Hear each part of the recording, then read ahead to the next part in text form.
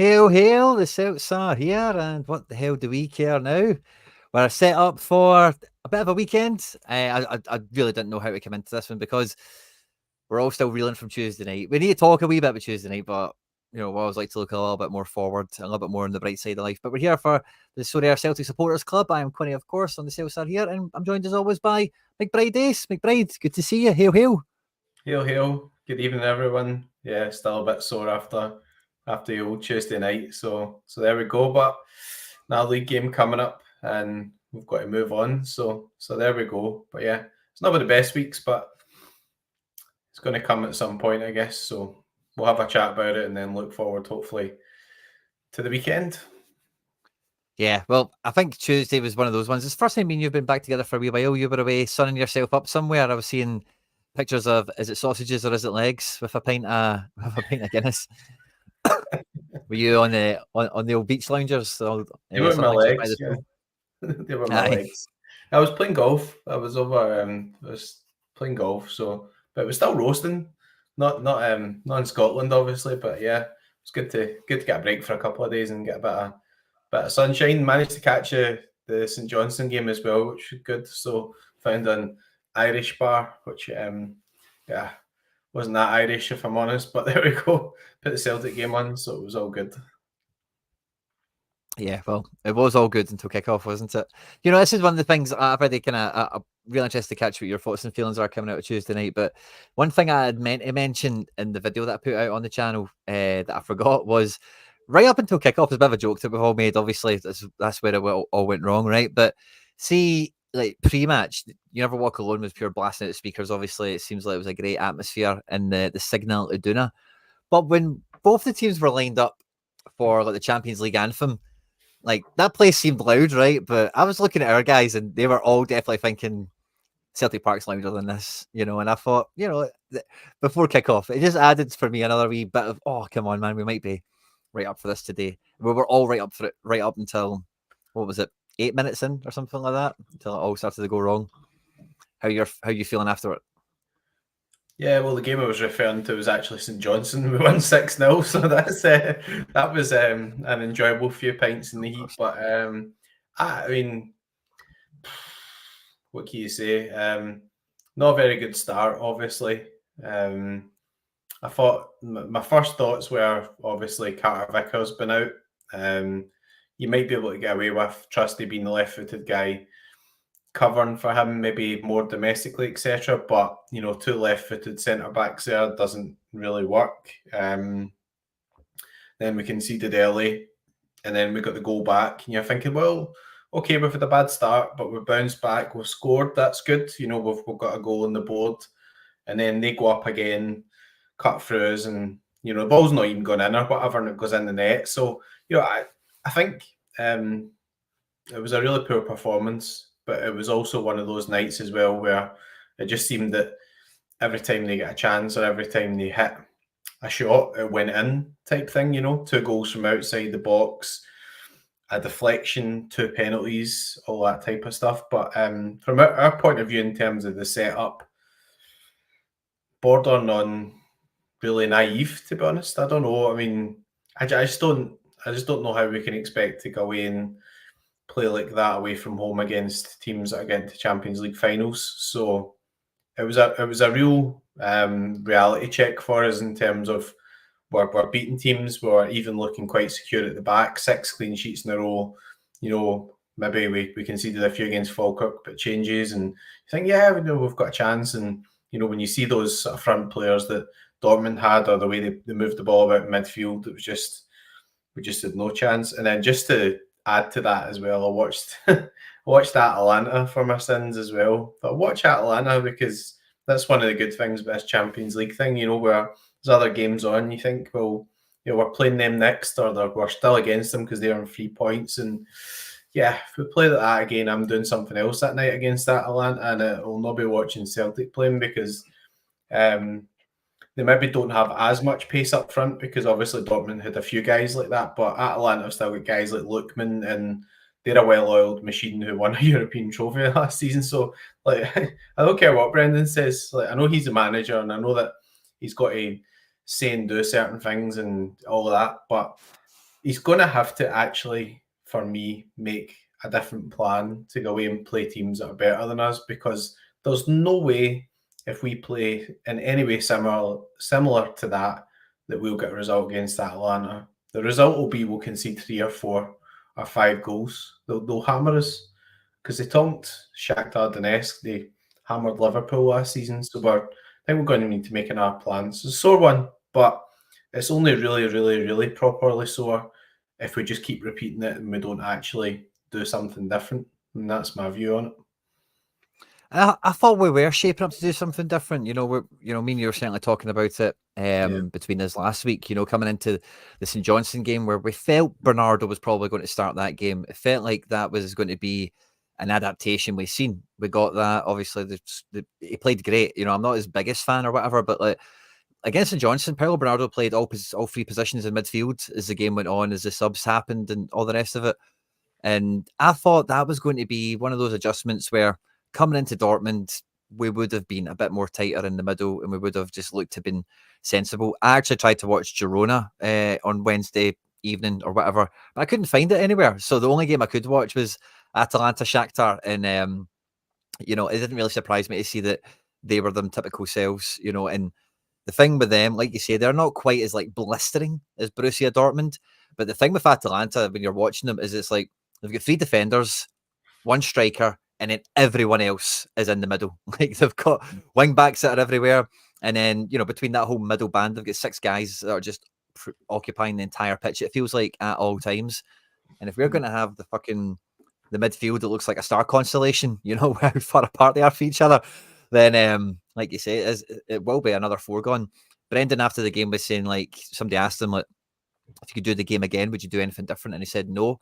I'm super hopeful that that's just hot air, like for the press and all the rest of it, because you cannot watch that game and then go, oh, it was just they were better. Like it was people were absent, MIA all over the place. And that's the sorest part of it. No one expects we're going to beat Dortmund away when the draw's made, and even on the way to the game, and build up for us who didn't make the travel. You get optimistic, you get hopeful, but it was the abject failure of it all is really the stinger, isn't it? Yeah, I mean, we've got our hopes up because we started the season really well and we're used to the domestic domination and we've been playing some really good stuff and we've been pressing better, etc. But there's a couple of, I think, realities that have set home. Firstly, Carter Vickers is our best defender. I don't think anybody can really disagree with that. And when you go and you play against top teams away from home, you can't lose your best defender. Greg Taylor, I think, has been maybe struggling a wee bit with injury, but time and time again, it's shown that he's not really at the Champions League level, which, I feel bad saying it, but at the end of the day, like, if we just keep going into every season with the same players and playing the top teams, we keep getting pumped, then at some point we've got to aim to say, well, what do we do to change that? Maybe somebody that doesn't do all that stuff that he does and goes into midfield or whatever, but is a bit more athletic or does do that and has got more recovery pace or whatever, don't know. And then, in terms of even the central defence or whatever, they got the ball and it's just as if it was running past us. It was like when you used to be like a school like playground or whatever, and just like the primary 5s or primary 6s went away to play against primary 3s and just run by them. It was that kind of thing. So they were just a superior team, but I don't think we should over dramatize it too much, because even though we are spending loads of money on players and breaking a record in 11 million in Engels, Dortmund are spending 20 and 30 and that type of money on players. So we've just got to realise that they're a better team with bigger resources and better players. And on the night, they had an absolute, they had a world day of a night where everything they hit, even though it probably shouldn't have went in from where they were hitting it, it went in, and it just all went against us and went against us quite quickly. So there we go. But we weren't close, and there's still got to be some questions asked, and then over and above that, we talked about recruitment before. We've got to sort of ask: is there other areas that we still feel as if, although we've improved in the summer, we still need to actually get different types of players in, or we still need to get the right types of players in that can actually play that style of football, even although it's maybe not demanded every week in Scotland. So yeah, it's difficult, really difficult. I think when it comes to Taylor, like, you know, I was really waiting for this game for Taylor, and I suppose maybe the next one as well if he gets the chance, because he has been the big question mark. I've said it on this channel enough times, but I think before Tuesday, he was on track for his best season. I think it is, you know, for you know, like how much of the level he looks, the job he does, even the goal we did score. I don't know if you noticed this yourself, but like Engel swings the ball in, but if you go back and watch it, obviously it's really quick after the penalty or the goal rather, that we go up and equalise. Engel swings it in, and on the right hand side of the pitch next to him is Greg Taylor, you know, which is like kind of great that we managed to quickly like overload them and kind of pull them all to that side of the pitch, which is how when the cross comes in, like Dyson's in a nice central area to get his like hip onto it or whatever he did. And you know, I was like, oh wow, brilliant! Like Taylor's like free roaming the pitch like he would against Hibs or St Johnstone or whatever. But like, yeah, the rest of the game, he's just hitting his head off that ceiling. Like it's just whatever it is. And yeah, some of the passes were wayward and all the rest of it, but it is now just time and time again. Like we've seen him at this level, and there's just something that he doesn't deliver. You know, it's a really hard thing to put your finger on as well, because like technically, tactically, like I don't think he's below the level. It is those like 50-50s, a wee bit of decision making. And I don't know, it is quite hard to actually put your finger on exactly what it is, but it is kind of clear as day at this point that he's in the last year of his contract, if memory serves me right, as well. So Yeah, it's definitely a part of the squad where, like, you know, I'm getting deja vu as we're talking about this to Joe Hart last year, you know, where Feyenoord whip a free kick in from 40 yards, and you're like, right, everyone, let's start looking for a goalkeeper, you know. And obviously it didn't happen until fucking, you know, the last minute or whatever. But it feels like we've been waiting for like an opportunity to really see, has Taylor got better? Has he bridged that gap? Can he make that jump? And the Tuesday night really felt like it was like, oh, fuck, unlucky, mate. You know, you've not done it, or you've not got it. You know, for better or for worse, it's just reality. Not everyone makes it to that level. There's nothing really to be ashamed of, I suppose. Well, he was taken off at half time. I don't know why. Maybe he's carrying some sort of injury or whatever, and we're a wee bit unfair on him. But Perhaps I'll give you a completely simple analysis of why our defence is not good enough. They're not quick enough, and that's it. They're just not quick enough. There's Greg Taylor. If you want to play that position where you're going to be roaming into midfield, you've got to be quick enough to run back. And even if you are quick enough to run back, you're not catching Gittins, you're not catching Adeyemi, etc., because they're really, really quick, right?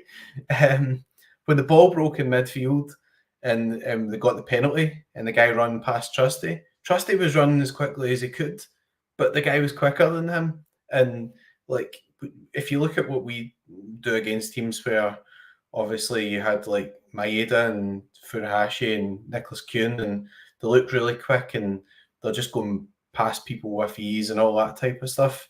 We do that to other teams as well, but the defense at that level is not good enough, and that's the harsh reality of it. If you get to that Atlanta game and you've got Taylor, Carter Vickers, Scales, and Johnson, you might have a chance because Carter Vickers is the one there who does have a bit of pace. But if you go into those games with guys like Tony Ralston, no offence to him, Greg Taylor, etc., you will regularly get pumped in the Champions League unless you actually do something different. And instead of having Engels and Greg Taylor roaming up the right wing or whatever, unless you actually sit in and protect your weaknesses, what they did was they completely exploited the things that we weren't good at because they were able to do it because they're naturally just really good players and they're really quick. But they're a top team. You wouldn't be surprised if they're in the semi-finals or something again. So, you know, we're being ultra harsh here, but the reality is that at that level, we aren't actually good enough, and we give the ball away or whatever. But see, when we give the ball away in Scotland, it doesn't cause a goal, right? It might cause a goal, but usually it doesn't cause a goal, and we get away with stuff like that. And then we go away and play a team like that, we give the ball away in the next minute there in our box, and that's the learning curve. You just can't do it. You just can't do it. And I thought that, we were just too gung ho. Ange did it as well. I mean, so we've got a certain way of playing, but the certain way of playing can't be just getting pumped away from home all the time. You've got to actually go and be more pragmatic and, play more defensive, try and sit in, try and camp in a wee bit. I used the word and didn't want to camp in, but why not camp in a bit and then spring on them and then play them in the counter attack? Because Dortmund didn't look that good at the back either. But the problem was that, we never got the ball to Furuhashi. Maeda looked really dangerous. Nicholas Kuhn just wasn't in the game at all. They're standing away up the top of the pitch, having no effect whatsoever on the the game. It just didn't work. In the midfield, it's harsh slagging him. Well, I'm not slagging him, Callum McGregor, but he's not a Champions League level defensive midfielder. If we had a guy in there like a Victor Wanyama who would go in there playing that position and then have McGregor playing one on, then that would work. And you've seen it's worked in the Champions League in the past. And Wanyama wasn't much of an actual football player, but he'd done a specific job in there. And there's nobody in that squad just now that has any real athleticism in the defensive areas. So I don't see any solution to it this season. If we don't change the tactics, then what's going to happen is we'll get pumped against that Atalanta. We'll lose at least 3 or 4 goals probably. The next game we're going to play against Leipzig. We'll play against Leipzig. Leipzig will look at that and they'll find a way to play guys who are quite quick, and we'll play well or whatever, and they'll destroy us on the way back, and we'll be sitting and going, well, I've got 3 points out of 12 and wondering why we've got 3 points out of 12. We've got to make a change, try and see if we can maybe say we get 2 draws or whatever and we get 5 points out of 12. That's absolutely fine. You've got all these easier home games or whatever to go, but you cannot go to Bergamo and go, yeah, we're here for a party and we're going to press and Greg Taylor's going to run up the right wing and it doesn't matter if they score 5. Like that's just rubbish for me. We've got to actually do something different. Greg Taylor playing on the right wing in Europe is a recipe for disaster. It's just, you got Maeda there, right? Maeda is a guy who can do all the pressing and everything as well, but he's also a guy who can run back in the other direction as well, so why not go to a sort of 4 at the back, bring Maeda back a bit, sit in a wee bit, and then just have a tactic of, right, sit in, be more compact, sit a wee bit deeper so that you're not getting as vulnerable, but then spring in the counter-attack or play up front and try and play off him getting up front or whatever. Did Furuhashi actually touch the ball in the first half? Like, he wasn't in the game, so you had him and Kuhn who just didn't really have any effect on the game. So you'd have been better bringing somebody a wee bit further back or playing an extra midfielder. So yeah, I mean, I understand why Roger's saying what he's saying. He's trying to build a way of playing in a style, which is really important, but that style doesn't work away from home in Europe against Dortmund, Atalanta, Real Madrid, Barcelona, PS. It just doesn't work. So there we go. There's a lot of great points you've made there, mate. I'd love to come back to you with as well. There's a lot of great comments in the live chat as well. So fist bump to everyone on arrival and keep the contributions coming. I'll bring up some of the comments in a second. I actually hadn't thought about something until you mentioned like Vickers. I don't know if I would say Vickers is any faster or any slower than like Trusty or Scales particularly. Like maybe he is or whatever, but I don't know if it's that. If it's that significant is the word. But one thing I did think is my memory went straight back to the second goal, right? So I had a few stills on my computer from when I made the video. If you haven't caught the video I made the other day, by the way, feel free to check it out because it kind of details all the tactical stuff that I'm maybe referencing in the show today. But this is the latest still that I've got in the second goal, right? So what's just about to happen is Brandt's about to slice the ball between Alistair Johnson and Trusty, and Adeyemi gets onto it, as you know, right? And if you remember how that runs, because this is coming from the halfway line, Adeyemi's behind Trusty, and Trusty is like Adeyemi's going to come on goal side, but he needs to go round Trusty onto like put Trusty goal side and then get round him to get on the ball, and then he's away from Trusty, as you know, right? And I remember watching that. I mentioned it in the video, saying like he has an opportunity to just like fucking slug him and just wipe him out and get around him, right? It would probably been on shaky ground if you do that and all the rest of it. But as you were talking there, I was thinking there's not a chance in a month of Sundays you get round Carter Vickers. in that situation. Even if you know you are going to rinse him for pace, like if you are behind him, you will not get in front of him. You know, like categorically. You know, so that was just something that came in my mind as you were talking there. Yeah, getting your point. Yeah. It was just something that kind of came to me.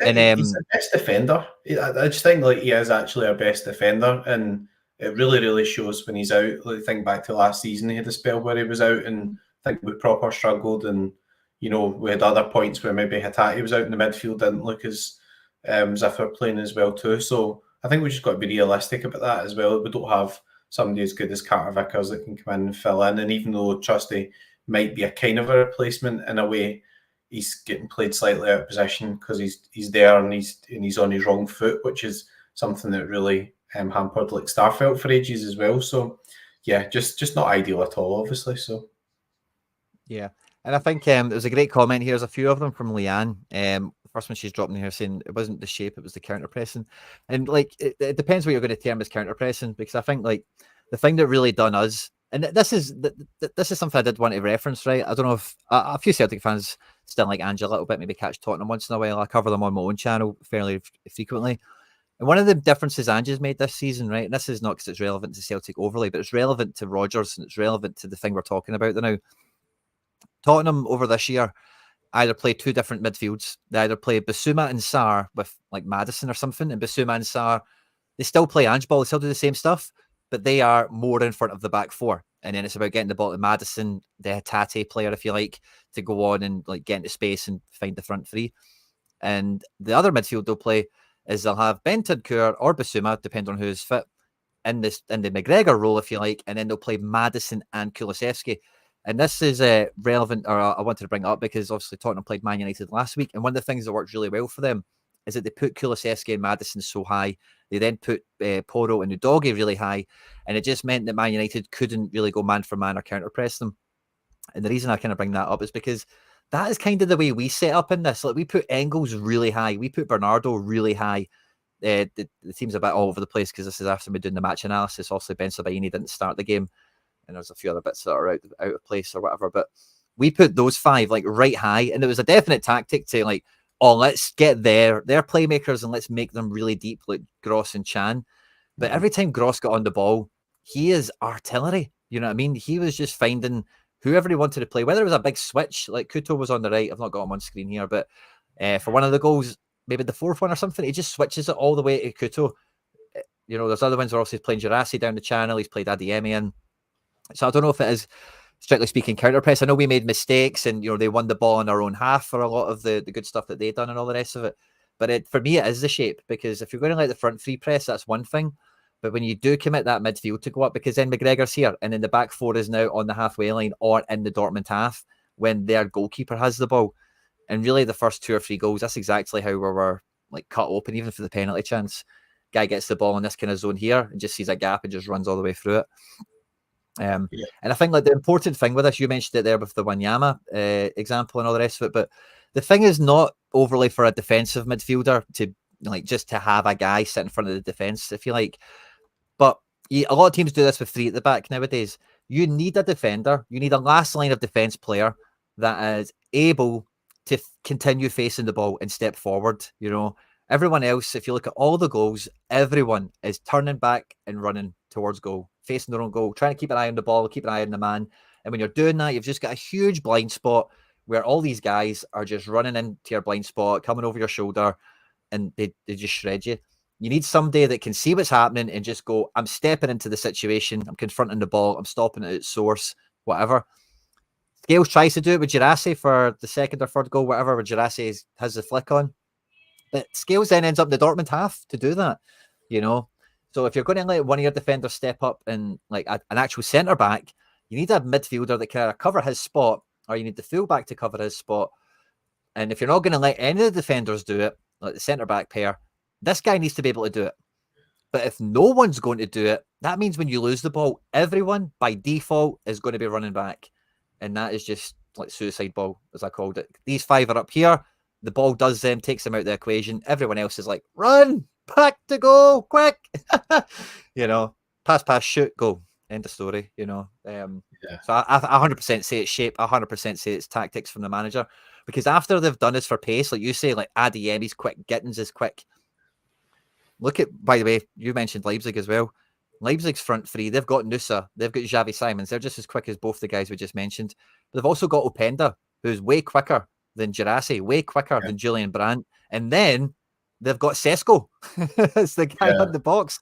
You know what I mean? So their magnitude's quicker, you know what I mean, than Dortmund. So if pace is going to kill us, like, we can't defend like this. We cannot set up like that.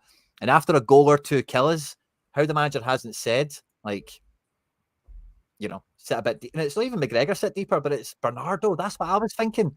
Bernardo's going to be that guy that just anchors in the middle, lets McGregor roam around and do McGregor things, which is fine. But then you've got that guy in here who will step onto the ball, will step onto the man, you know. That didn't happen. We're putting Bernardo up here. And it's just, so I 100% say it's shape. Sorry, I disagree, Leon. Great point, great comment. Thanks for adding it in. Yeah, I think when I watched the press conferences and stuff, and I don't know why, because at that point I was like, I'm just dead to the world at this stage. But Callum McGregor come on, and they kind of made a point about it, and he kind of said, no, that wasn't really the plan. And sometimes we went and we pressed and we didn't do it as a team. So I think what you've got to remember also, and I'm not accepting it and I'm not defending it or whatever, but Callum McGregor in there playing beside two 21-year-olds, right? So that was a learning curve for them, right? It was a huge learning curve for them.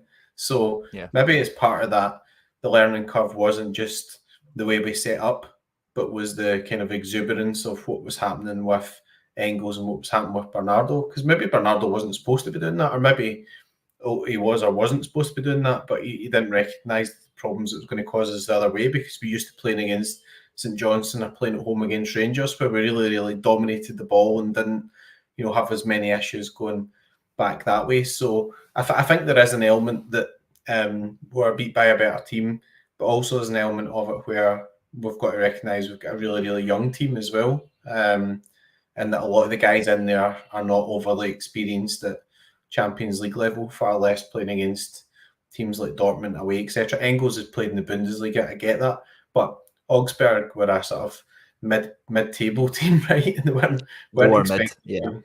Yeah, so he's got experience there, but he might have had a similar role there, and he's not really sort of recognised that the remit was maybe a bit different. Because if he'd have played a bit differently and maybe had like Bernardo and Engels and McGregor all sitting there together and been a bit harder to break down, he's just going to walk through the middle of us like that. You can't let that happen, I don't think, in Europe, and I don't think it's all just down to the manager, and I don't think you can just attribute blame to the players. I think it's a bit of naivety as well, and hopefully we can find a way to learn from it. But we come back to it, and we let Iwata go, for example, and I think that would have been a really good game where Iwata would have been a guy who you would want to bring in, to be honest. Like, the guy was like the J League MVP or whatever, playing defensive midfield. So I don't know what the sort of short-term solution is unless we play those similar players, but we really get a bit more compact and a bit more disciplined and just say, okay, there's certain things that we're trying to do, but this is a different game. We're playing against a higher level of opposition, and this is the game plan for this specific away game. And it might be that we're looking to sneak a draw or whatever rather than go away and win, but when we're going away and trying to win or impose ourselves in the game, we're losing 7 goals. So I don't think anybody's unrealistic enough to say that we're going to have to really learn for that pretty quickly. And it's the hardest away game first, second hardest or equal hardest away game next. So it's been a good draw and everything, but we're right into very, very tough games. So yeah. So I do hope it's a bit hot air. And I was just thinking there, like you said there, that's why I mentioned the Ange thing, because the Ange ball for Tottenham doesn't change, but they just make a smarter decision to go, right, we'll leave you doing the thing, but we're going to have a wee bit more protection for the defence because we're away from home. We're playing a team that's going to dominate the ball. We're playing a style of opponent that doesn't suit us to play the other way, but then it's still the same principles. Once you get on the ball, once you've made a few passes, you want to work yourself into whatever shape you wanted to be in the first place. you're just giving yourself a foothold. You're giving yourself a place to work from, rather than, as I say, this insanity that befitted us all on Tuesday. But I do think one of the things that comes out of this, hopefully, is like some sort of material change now, some sort of development, some sort of evolution. Because the thing with Rodgers and this team is there is no excuse for anything like this to be happening. You know, he's been our manager before. He's played with us in the Champions League already. He's played with Leicester in the league. And one of the things he said when he came back was he's developed, he's grown, and da-da-da-da-da, and all the rest of it. And watching that, like, you would think it was like Ronnie Dyler's first game in Europe again, or something like that, you know, where it's, or Ange's first time in Europe, but it is just like, oh, I'll play the philosophy and I'll just, you know, try it out and see how it goes and learn. Like, Rodgers has done that already last season, never mind last time he was here, which is just why it is a wee bit more, it's a wee bit sorer to take. Because, again, I thought Hatate made a big difference when he came on in terms of, like, actually giving us that kind of bit of balance in midfield. Like, because again, he's quite nippy, he's quite tidy, and we were keeping that same shape anyway. He just fits it a lot better than Bernardo. And I think against a team like Atalanta will be the same, Leipzig will be the same. They will give us space to play into because they're going to be trying to kill us, you know.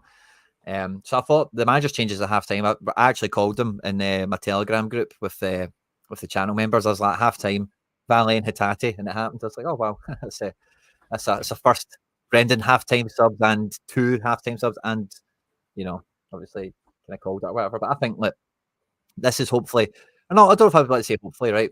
Somebody's asking about Johnson and his injury. I think we'll probably see the return of Ralston, but I would like to see Valley get this game at Ross County at the weekend. I'd like to see Ida get the start. I'd like to see Hatate back in the team. I'd like the manager to shake things up a bit for the weekend before the international break. Yeah. I seen a thing earlier. So Johnson's not in the Canada squad, so I don't think he's even fit to play at the weekend. So, you know, that might be enforced.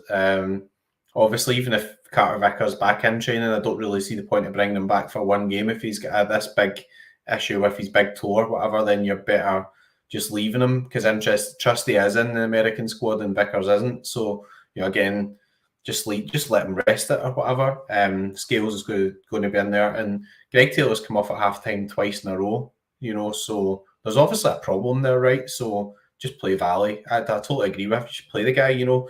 I thought in the second half he done better than Taylor had done, but without being too harsh on Taylor. Maybe if he is carrying an injury as well, then that makes things even worse. And they are obviously really exploited us. And again, everything they hit went in, right? Even the second goal when you're one each and they hit that and it goes in, it wasn't going in, deflected in. So it was one of those nights, you know, Engels tries to get the ball, he puts his foot up, he hits the guy in his foot. It's a bit soft, but once it's given, there's no way that it's going to be overturned, that type of thing. So it was kind of one of those nights, but also it just really sort of hit home that we need to aim for a higher standard in certain things, like, you know, Maeda sort of dallying a wee bit on the ball, and he's done that before. I remember we played Hearts away, it was last season, we're winning 3-0 or something, dallied in the ball, Shankland took the ball and scored from outside the box. That's what happens when you make a mistake against good players, you know, so it serves as a bit of a reminder, and I don't think we should all doom and gloom and everything about it. We've had a really, really, really good start to the season. We're still right in there in the Champions League. We've got the same amount of points as huge amounts of top teams. We've got a hardest away game out the way, so that the huge mistake is to let that affect the season. That would be the biggest mistake. It's gone now, so you've got to analyse the game, cut out a lot of that stuff, and try and improve going to Atalanta. I'm fully expecting we'll be beating Atalanta, but I don't think that's any sort of less than what we would have expected when we've seen the fixtures. So again, we want to see some improvement in Atalanta. We want to see a better shape. We want to see us still causing issues, but not just actually just getting walked through as if it was just a big kid getting into a playground and just running right through the middle. Like, you've got to be better than that at that type of level, you know. And if we can do that and start learning from it, then it's okay. Because you did come back to 21-year-old guys in the middle of the park. They're not seasoned professionals or whatever. They're not always known what position to be in for the point of view of the game. They're young, and they will improve. So So we'll get there, I think, but we won't be beating Dortmund away soon. That's the reality. Oh, no, for sure. Dortmund were coming into that game worried about us being a banana skin, like they weren't in the best of form, and everything else coming into it. So yeah, I think Atalanta will be a bit more confident after watching the Dortmund highlights. But again, they're just not gonna take anything for granted. Having won the Europa League last year, of course, they've come up against teams of all shapes and sizes and had to get by them. But see, one thing in terms of this whole Champions League, see the part of it, like, if we're going to set up to play like that and we're going to do it, losing 7-1 is an absolute catastrophe, right? But see, losing 7-3 or 7-4 I think that's the main part of it here. Is like you don't expect to get beat off Dortmund, right? But if you're going to set up like that, it has to come off somehow. But it absolutely came off in no way at all, and it was just all negatives from it. Just all backfired. So similar with Atalanta, like if we go away and we lose and we concede 4 goals, see, as long as we score 2 or 3, fine. That's fine. Like that's a start. That's like going away to a big important, European team and it being a high school. They've opened us up 3 or 4 times. They've got a penalty. They've scored a free kick or whatever. But at least whatever tactics and talent we've got us something in the game. And there is that buzzword progress to show for it. Because again, similar to the Taylor stuff I was saying before, I think I was looking at this game to see what progress had been made. Because it feels domestically like we have moved on. It feels like the team is a bit stronger in areas, and that is like a proper test on, because Dortmund are fine, they're Champions League finalists from last year, they're a good team, but so are Atletico Madrid. They're kind of the same level to me. Real Madrid the year before is maybe different, but and away to Atletico Madrid last year, what was it, 6-0? So I don't know if 7-1's progression from 6-0 or if that's worse, but yeah, it's still pretty bad. And I've seen a few chats and a few mentions in the chat about Cal McGregor. I mean, I thought he was pretty similar at the Euros as well. I thought he was awful at the Euros. So, like, I just think that sometimes it doesn't really. When we play at home and he's on the front foot and he's been scoring loads of goals this season and he's, really dictating the game and he's got time in the ball, great. But he's not really a defensive midfielder. So that's what it is. We've got what we've got there, and those young guys will really benefit. And sometimes think, that bad experience for young guys can really properly rock their confidence, etc. But I think I like Luke's Engels. I think he's the type of guy where he'll take it on the chin and he'll be annoyed about it and he'll work hard and it'll push him forward. Because sometimes something like that can bring you a reality check as well after a great performance against Bratislava. We're flying and all that. Oh, maybe we can get a result in Dortmund, and then that reality check sets in. So if we use that, we recover and we work harder, then we go from there. I think so. So it is what it is. But it's done now, so there's no point dwelling on it too much.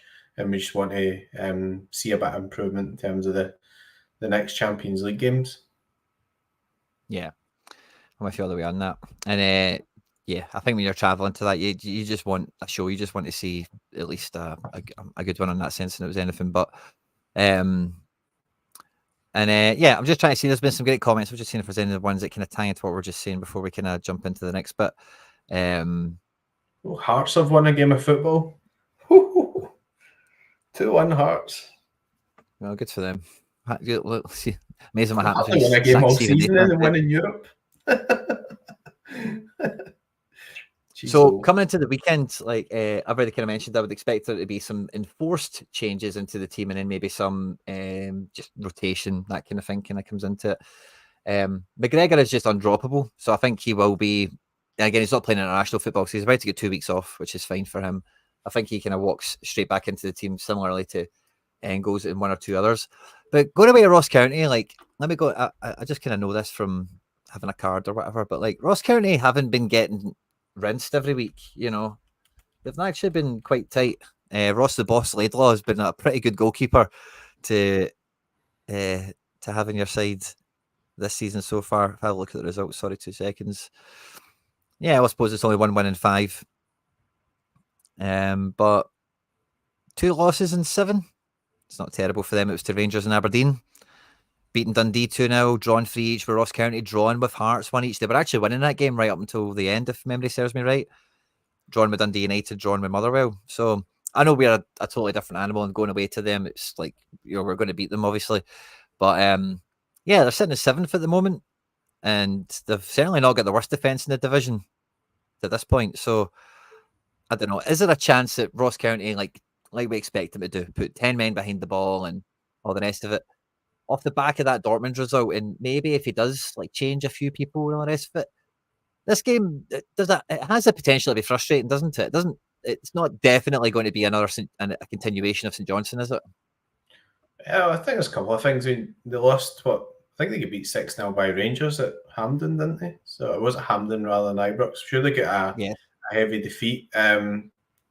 So it depends what personnel we put out. I feel as if it's a game where we'll probably concede, because when you start making 3 or 4 changes, whether it's enforced or not in the back line, then you can see what happens there. Midfield wise, I think Hatate will come back in, so we'll look after the ball a bit better.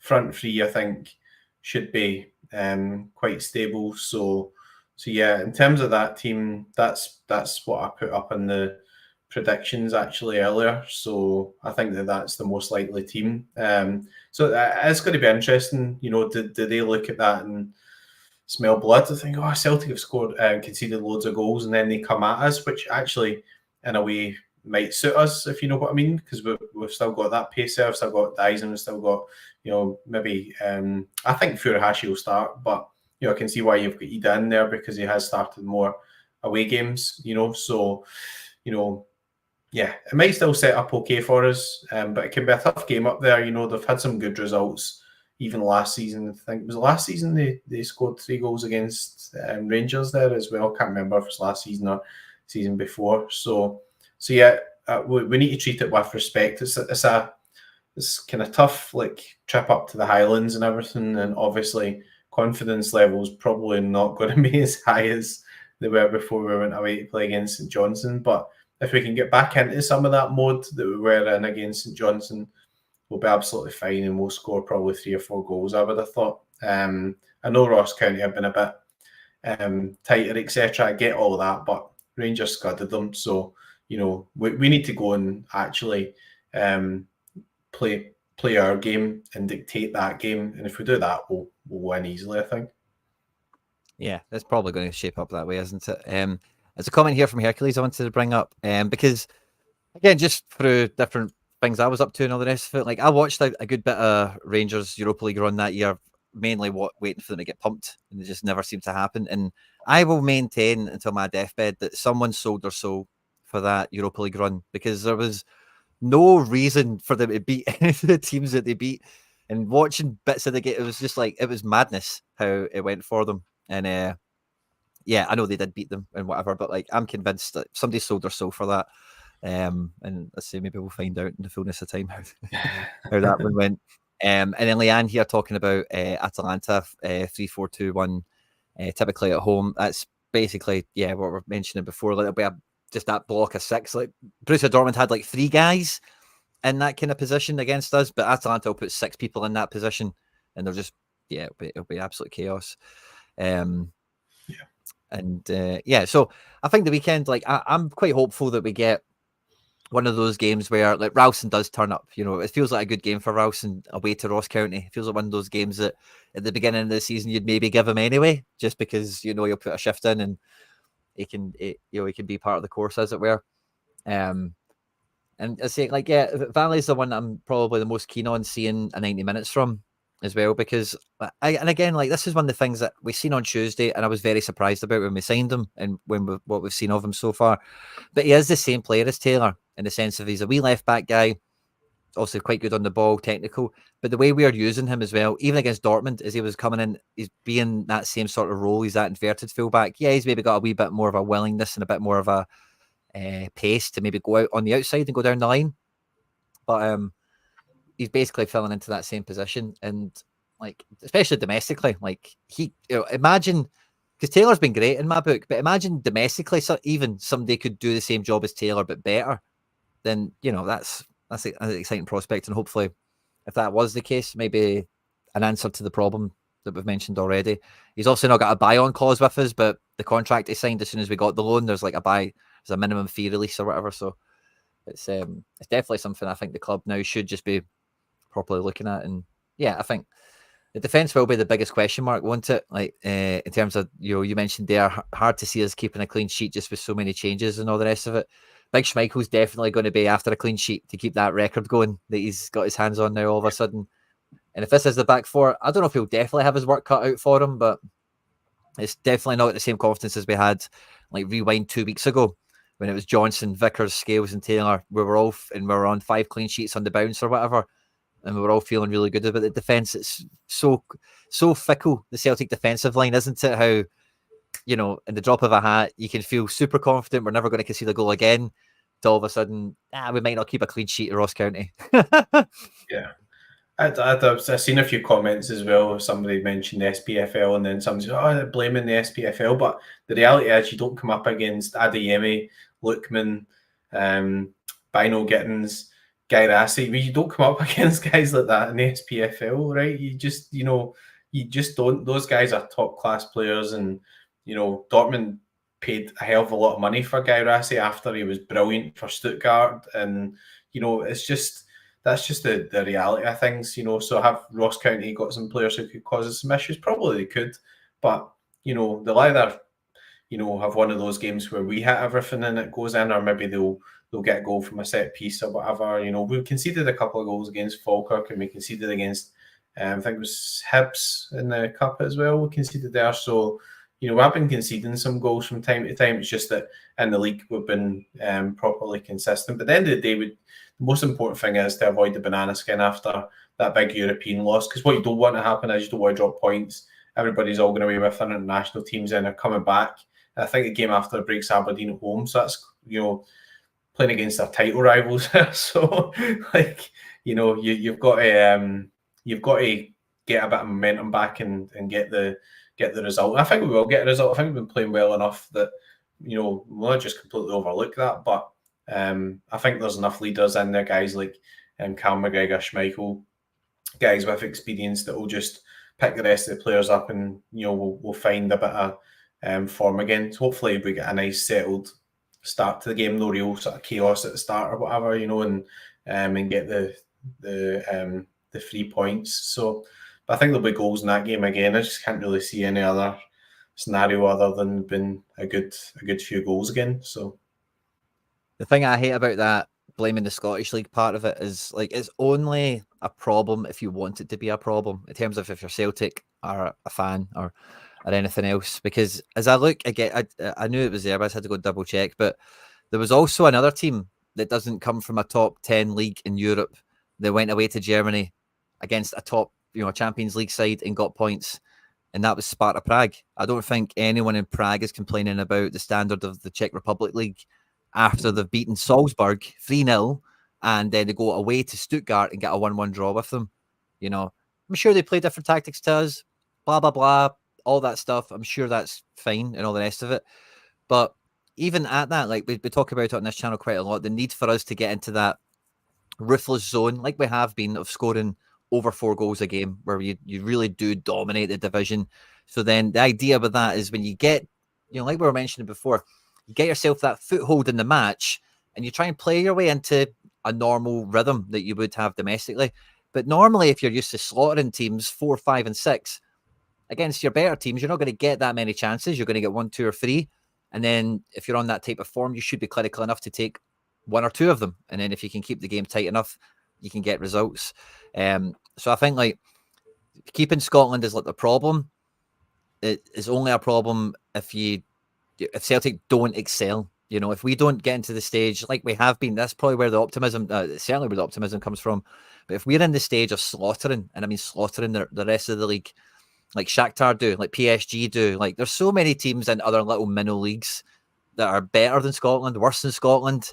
And, if you get to the stage where you are mad dominant and you get some good players in as well, which we do have, the league doesn't matter. It's just really it's a mental thing for me that people can't get by. Maybe the players can't get by it. Maybe the manager can't. But if that is the case. I think it does matter. I think where it matters is such a step up in quality. So, we've really been judging ourselves by playing really, really good football and everything, and we have.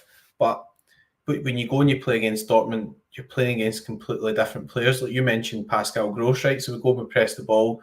Pascal Gross good enough just to take a swivel and ping it 40 yards and then just beat the press. That doesn't happen in Scotland. So that's what I mean by the SPFL. I don't mean any disrespect to the rest of the SPFL. They're just doing what they're doing and working with their own budget, and we're often beating them, and kind of feel a wee bit this week in terms of how they feel. But what I mean is you're playing against much, much better players, and it's hard to be sharp enough because we make mistakes in Scotland and they do not get punished. And whereas we go and we play against Dortmund, and nearly every mistake we made actually got punished. And I also feel like if we'd have went and played like that, played against maybe, say, for example, a good Rangers team, or dare I say we go away to Aberdeen at some point this season, they're playing well, they'll probably punish us as well, because they're, Aberdeen are playing really well at the moment. They seem to be well organised. They seem to have good options, so it's just one of those things where we're taking a big step up in standard, and it happens in other leagues. And I know that Sparta Prague, etc., have got a result right, but I'm just meaning it's quite hard to go from that and be confident and thinking, yeah, we're winning 5 and 6 and we're doing everything right, we're playing great football. All of a sudden you come up against a team who are just so much better, like right at the pinnacle of European football, getting to finals, and it doesn't work because you're just playing against a better team. So we need to be mindful of that as well. I think we need to be humble, and I don't think Rodgers is good at this. Like when you look at when we beat AC Milan at home, I think I was under Gordon Strachan, they were the previous champions, and I was at that game and everybody was complaining that we're too defensive. Bloody won the game. We beat them. But we knew that we were playing against European champions, and we weren't going to go gung-ho, because as soon as we went gung-ho, they were going to hammer us going back that way, and we got a result. So what we need to do is we need to find a way of getting results and being a bit more humble about it, and not just saying, well, if PSG come to town at Parkhead, which makes sense, we lose 7 because we've got Neymar against Tony Ralston and we've got such and such playing and they're really good or whatever. You've got to find a way of actually counteracting that a wee bit as well, and just saying, well, we've got to be more pragmatic here. He says we'll not camp in. If that's what he wants to do, then that's fine. But he's the one that's going to come under all the criticism if we lose 5 or 6 goals against Atalanta and we've not camped in. At least, sit in, and you can camp in, but still want to do something in the game. Playing the counter-attack, that's, quite a clever way. Playing away from home doesn't mean that you're camping in, playing 10 men against the wall for a home game. The whole game means that you're going to sit in, you're going to look to exploit the team in the other way. I don't see any problem with that, but let's see what we do in the next game. Yeah, let's hope so. I'd say it's not to have a fight back or anything, but I hear a lot of people talking about the league and stuff like that. And I think it's a cop out, really, because it's just never going to change for a start. And other teams and other leagues have similar issues. And how do they combat it? Well, they just get bigger and stronger, and then just squeeze the league even tighter. And then eventually, if they're actually got good players and stuff, it tends to pan out more often than not. It's something decent. Yeah. It's just, So I'm with you on that. It's a step up thing. That's maybe the thing that PSG talk about when it gets to the sharp end of the competition for them. Because beating Real Madrid in a semi-final and playing Barca in semi-finals and quarterfinals and all the rest of it, obviously they've not had much luck with it. So it's but it's just it doesn't need to be the be-all and end-all. We can get past where we're at, I think, quite easily with, I don't know, just the right approach more than anything. Because every team, the Strachan team, the Strachan teams and the O'Neill teams and all the rest of it, they'd be more pragmatic or whatever. But see, when they got a chance in the game, they would do what they would do anyway against fucking St Mirren or Hibs or whatever. They would give the ball to Naka, and Naka would do something, and then Hesselink scores, and then this guy scores, and it was the same stuff. But you're just waiting for your moment where you can do what you do. This is our chance. The space is opened. We've been tight. We've waited for it. We've got the ball. I can see Dyson making the run. Let's fizz it into him. Kyogo and Kuhn are up there in support. We get a goal. Rather than just, like I say, acting. And I say, it's funny, right? Because I'm not, bird's eye view, I'm not against the psychology of forget it's Borussia Dortmund and try it's 11 men via 11 men and try and do something. I'm not completely against that to an extent, but there's to an extent about it, where it has to be founded in reality. They are quicker than us. They can pass the ball way further, way more accurately than us, and that's just unavoidable. So you need to cover for that, and then for the rest of it, you can try and mess around with it. I didn't actually, for the last couple of days, like getting ready for the show today, doing the video yesterday and all the rest of it, I've been trying to stay away from all the injury chat because a lot of it has been a wee bit cloak and dagger. Nobody really 100% knows. Like Johnson's not in the Canada squad, Vickers is not in the America squad. These are little tells, I think. And Taylor coming off 2 games in a row at halftime. So I've been kind of delaying on doing teams and stuff like that this weekend, but Scales feels like the best defender on paper to come into this weekend, I think, in terms of reliability. But like I said before, this could be a game where Valley or Ralston, really spike off and get a decisive action, get a lot of all around in the match. How do you feel about picking a defence this week? Yeah, I said them earlier, and it was pretty much just kind of use Scales, and then I think I kind of had Johnson in some. Then I seen a report later, and it was more the comments from Jesse Marsh, and he sort of confirmed, Johnson struggling with a back injury. So unless Celtic have said to him, look, you're just going to have to leave him out anyway. But how can you really be in that scenario where he withdraws and then he just trots up at the weekend and he's limbering up? Yeah, everything's okay now, So I don't see that, because obviously after these games and these runs of games, then you would always think that there'd be a potential where you could get a wee bit of rotation anyway, just for management of minutes and all that sort of stuff. So, Schmeichel, Scales, pretty nailed. I don't see how Trusty doesn't play. I've seen people calling earlier from Novrocky. That's the guy get roasted by Majowski at Aberdeen and stuff. I don't. If Novrocky had stayed fitter, etc., then maybe. But obviously, from what's happened, he's not really shown enough to Rodgers, etc., to warrant starts. I mean, did he even start against Falkirk? I can't even remember whether he did or he didn't. Welsh started against Falkirk, so Rocky came off the bench. Yeah, so that says it all, right? And that, Stephen Welsh is a lovely guy, but he's shite. So I mean, it's like, that's the bottom line. Like, he's not really that good.